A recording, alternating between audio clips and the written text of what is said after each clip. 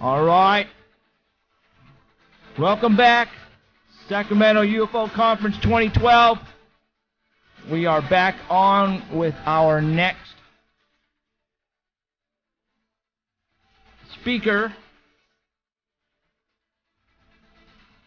And I'm sure everybody knows who in the heck this guy is. If you're a cryptozoologist or just love monsters in general, Lyle Blackburn. How's it going? Good. Thanks for having me, man. Sweet. Right on, dude.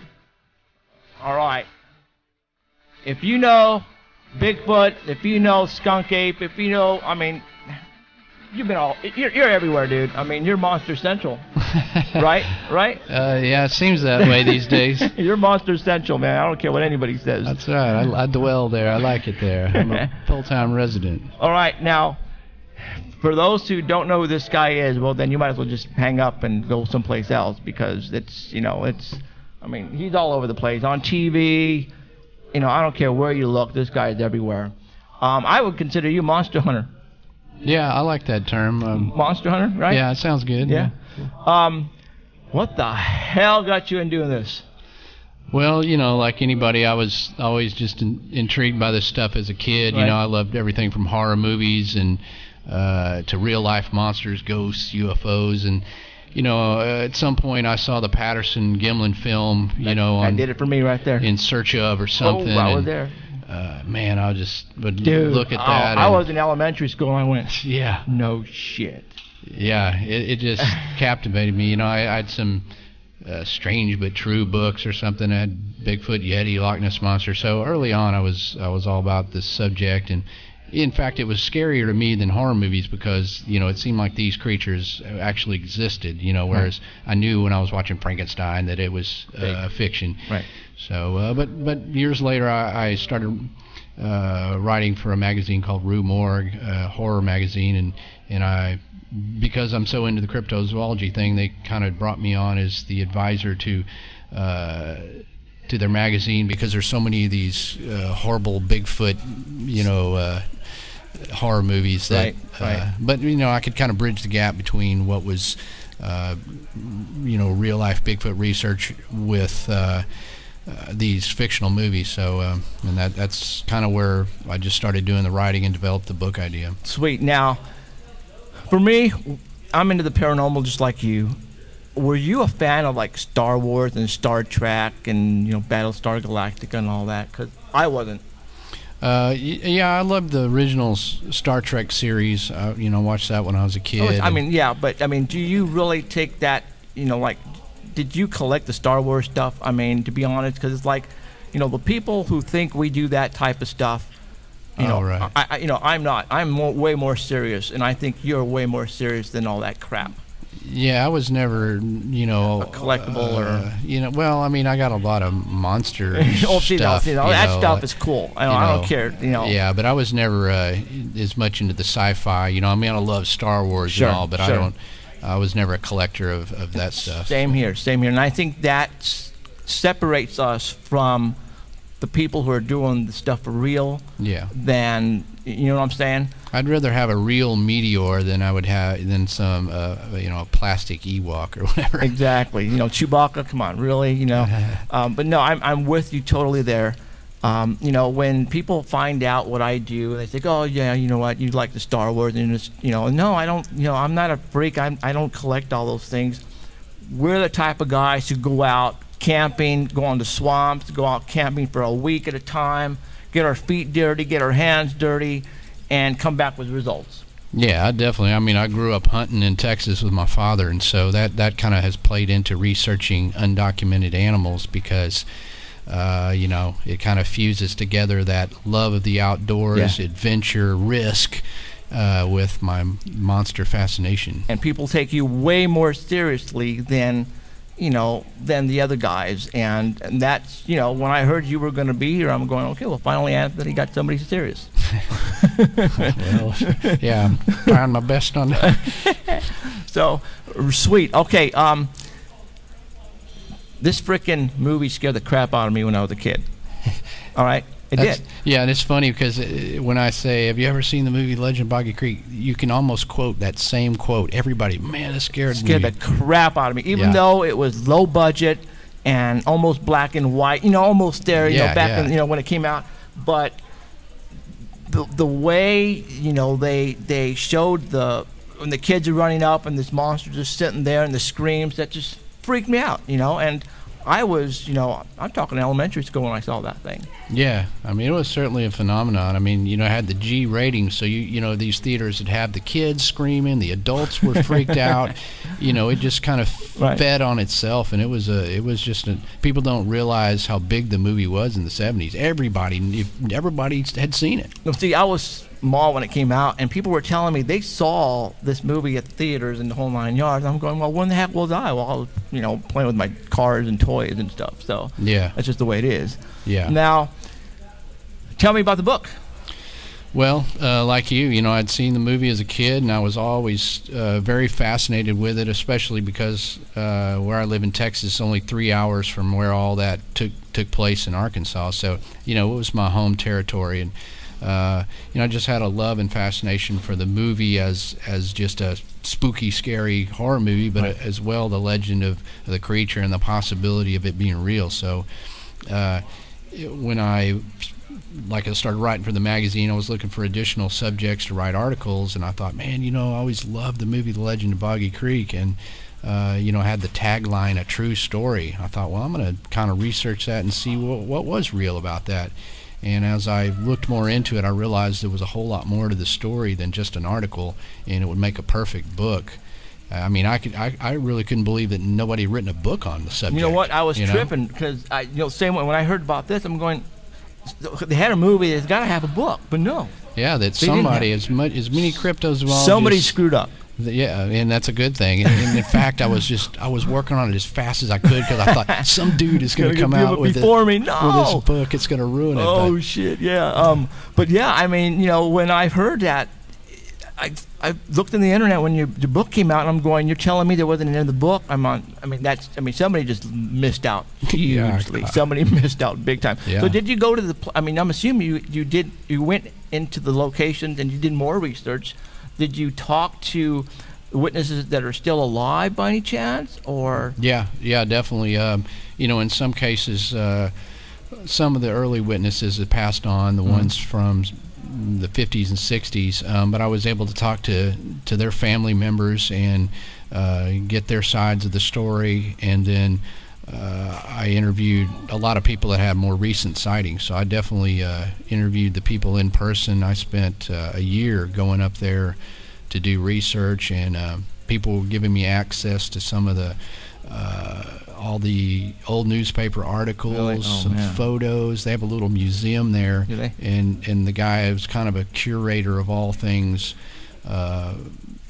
important to the history of Miller County, and so he had a collection of a lot of stuff, and he knew a lot of people. And once they realized I was writing a serious book, you know, they were, you know, I'm sure a lot of people have come up there saying they're going to do this or that, but once they started to trust me and realize I'm going to do a serious treatment of this, then they really started helping me in getting access to the people and the news stories and anything else that was relevant. Okay. Now, there are, you know, you have your Bigfoot, your abominable snowman, the Yeti, the skunk ape. What do you consider this to be? Because, you know, this was like in the swamps, you know. Yeah. Bigfoot, totally different from the swamp. I mean, you know, you have different locations around the United States where these things are, you know, are witnessed, but they're in a different environment.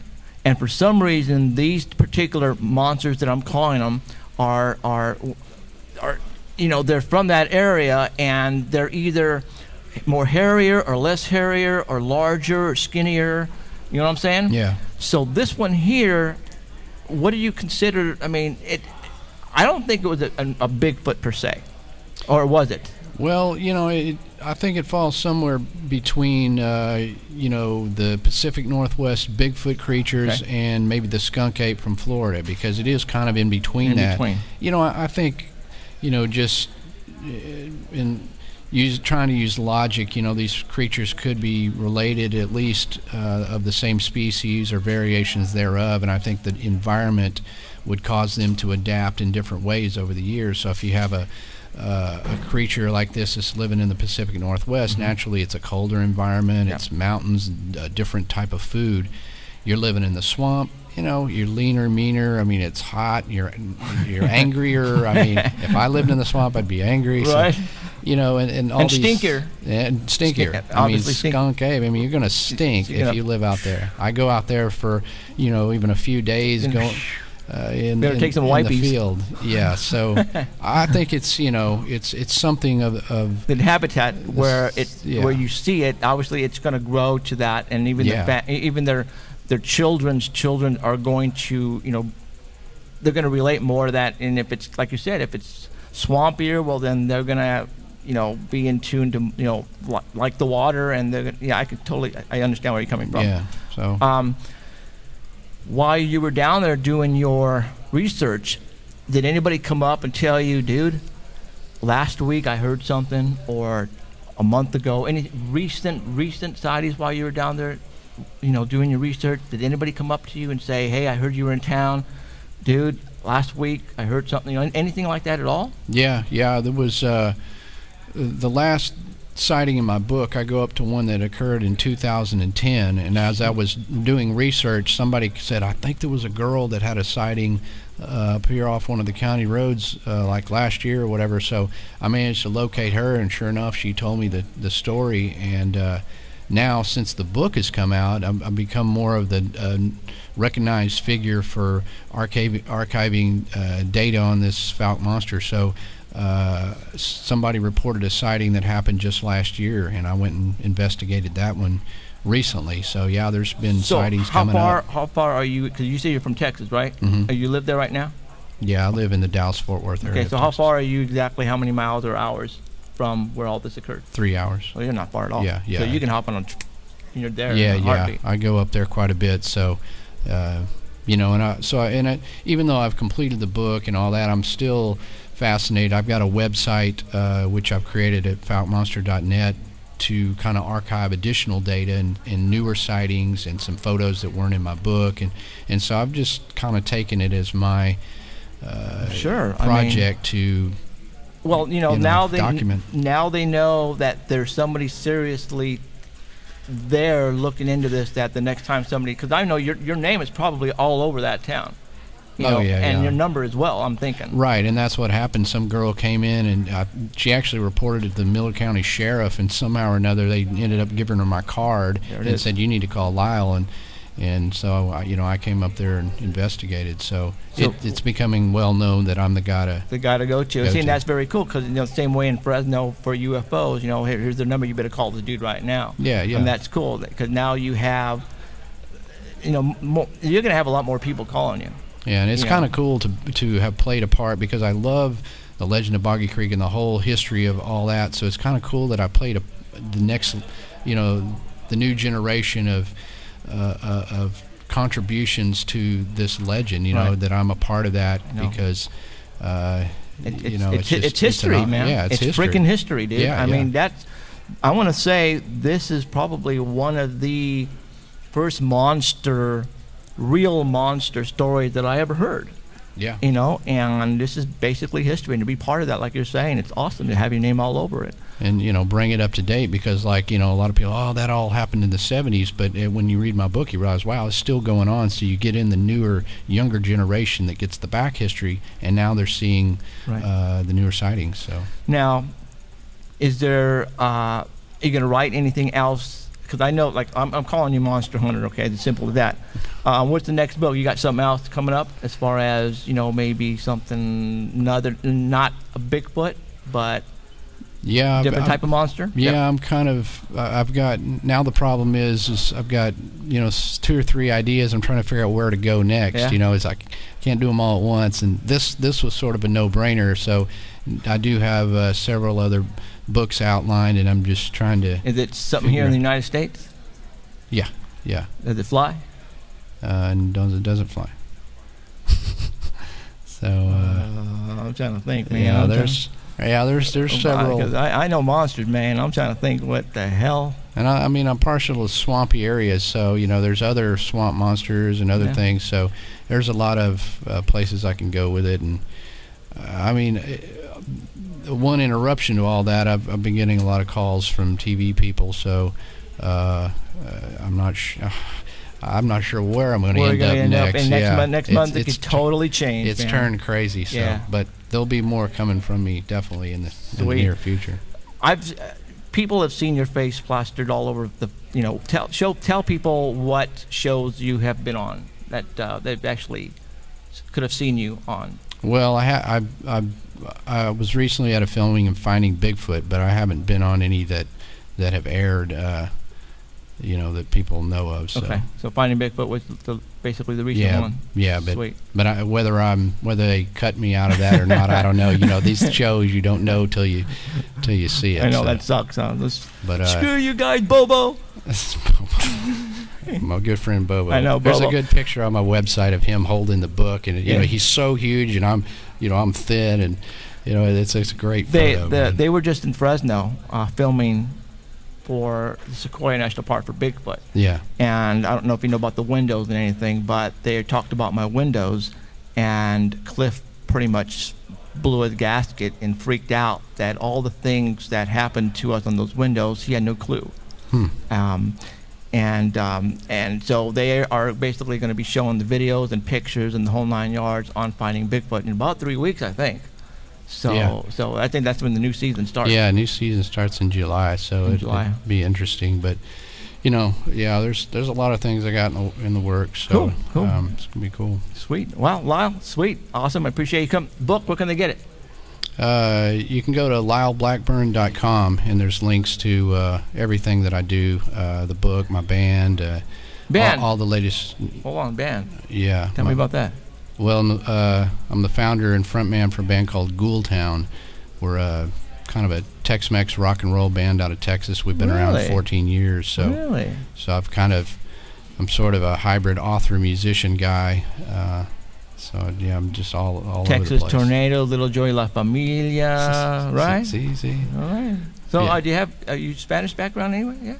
No, just simply when you live in Texas, you've got a little Spanish. If I drink enough tequila, I can speak Spanish pretty good. Orale, we got I can speak it better. Oh, that's funny. Music. Yeah, we're not going to go that far. I used to promote music and Tex-Mex bands up to Fresno, the whole 9 yards. So I've been there, done that too. So I haven't had as much time for the band since I decided I was going to write the book. It took me a lot of time away. So I've concentrated, and the success of the book has really kind of taken me by surprise. So I've been doing speaking gigs like this. So. I'm just kind of rolling with that. And it's kind of nice because I don't have to drag 5 dudes and other guys. I don't have to drag equipment or nothing. This is so easy, dude. It's a few boxes of books and me. This is excellent. I booked Little Joe, Emilio Navarra, Ruben Nuevo. I mean, all those guys, dude. I know those guys really well. Yeah. So my whole family's from Donna, Texas, and McAllen, up south. So okay. I have a family galore down there. Yeah. Do you know the band Del Castillo out of South Austin? No, that don't. Kind of a newer Latin rock band. My father is into the old Tex-Mex, so we kind of brought those guys down to Fresno because there's a lot of Tex-Mex going on in Fresno. Yeah. So sure, yeah. Right on. Well, okay, now we know something new, dude. This guy knows Tex-Mex. That just blew me away right there. I had no clue. That's probably rock, dude. That rock, yeah. So. All right. Well, Lyle, appreciate you coming on. We're going to archive this, and later on you can go back anytime you want and watch it and do whatever you want with it. Cool. So there you go. Lyle Blackburn. Go and check out his book, the book that scared the crap out of me when I was a kid. I mean, it did. I love it, man. Yeah, I'm telling you, people say that. I mean, it's just, what, the way it was made, it was like Jaws. When they made Jaws, it's like they kept the Jaws creature always away until the very end. And same with this thing. It was like, when you thought it was going to happen, it didn't. It's like, son of a bitch. Your imagination would run wild because he didn't show you the whole thing. And then you see this freaking armed hand come through the window and grab the guy, and that was it. I think I pissed my pants. But sweet. All right, Lyle, appreciate you coming on, dude. You betcha. Thank you very much. Get the new book, The Beast of Boggy Creek. Now, boggy or bogey? Tell me. Boggy. Boggy, right? Because Yeah. I have people called bogey. I'm like, dude, Bogey. really? That's Like a bog. like a golf. You're not playing golf. Yeah, like you would say, I'm in a bog. A bog. Boggy. You wouldn't Boggy. say fogey. You Now would say why foggy. boggy? Now why boggy? Is Boggy Creek? Is that the creek, the actual creek's name? Yeah, that's That- the creek that runs close to the town of Fouke, Okay. and so you know, it was a lot of the locals said it was seen by Boggy Creek, so that's how the name got attached to the creature. Sweet. You know. Well, through that the name Boggy right there, just that adds to the whole Oh, thing. yeah, It yeah, does, man. I mean, yeah. it's perfect. It's a perfect name. The Legend of Boggy Creek. It just sounds good. It's time for a movie, dude. Yeah, yeah. Go for it. That's Yeah. your next project, right? It could be. I mean, Yeah, you're not I don't gonna tell me. You're not gonna tell me, that right? that way later you won't go, I remember you said this, whatever happened to that, when I have something definite, I'll go, then dude. I'll roll it out. It was on my show. Yeah, all right. So, Yeah. right on. Cool. All right, you guys. Lyle Blackburn, go get his book and watch the movie first, then read it. That way you get the full scope of what's going on. Because if you haven't seen the original Boggy Creek, make sure you're by yourself at about 11, 12 o'clock midnight. Then watch it by yourself. I mean, that'll scare the crap out of you, right? Definitely. Right on. All right, thanks, guys. All right, we're going to be back later on. Give me about another half hour or maybe 20 minutes, and we're going to have another guest speaker here at Sacramento Ufo Conference 2012. Peace out. Right on, dude. Thanks.